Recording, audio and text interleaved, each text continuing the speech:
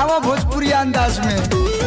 जिसकी बीबी मोटी होगी उसका भी बड़ा नाम है। राजा हमारा जवान खर्चीला बाकी पॉकेट तो और बनी ढीला। 2.5 बीघा बेच धनियाओं का। एक नींद हमारा के सूते दा देहिया में बाटे हरारत हो। बाटे के लोना मन के बोझो जा रे जा दीवाने तू डालना ऐसे दाने तुझको भी जुबा दूंगी वरना मैं पुलिस थाने।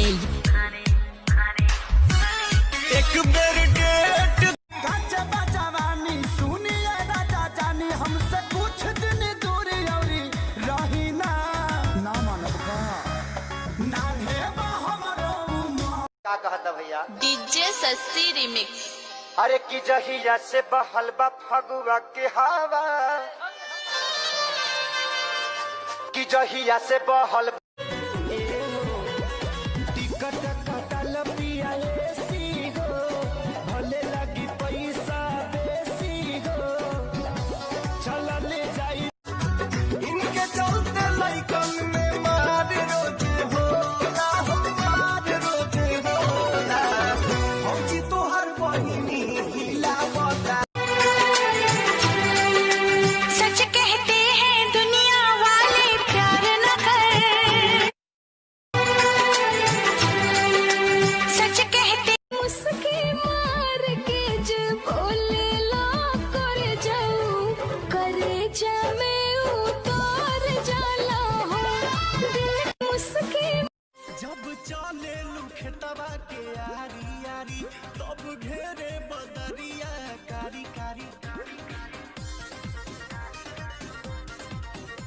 सीने में छोटा सा एक दिल है तुम उसके जज्बात हो मैं तुम्हारे साथ हूँ जिंदगी भर। देखन में तो लंबे हैं 10 बिजली के खंबे हैं बाकी का बोला उतारे न जाने बजी हमारे पार्टी दे बजे। जहिया से देखले बानी मान माता होसबा चढ़ली जवानिया जगावत हमर जोश। लॉकडाउन कैले बड़े मोदी जी देश में सब लोग ओइजे रहे जे बजौना भेष में पुलिस के लागल बापार त लागे डरई देवार करी घातिए राजा दिनो रात रहे छतिए पर हाथिए राजा लागे डर।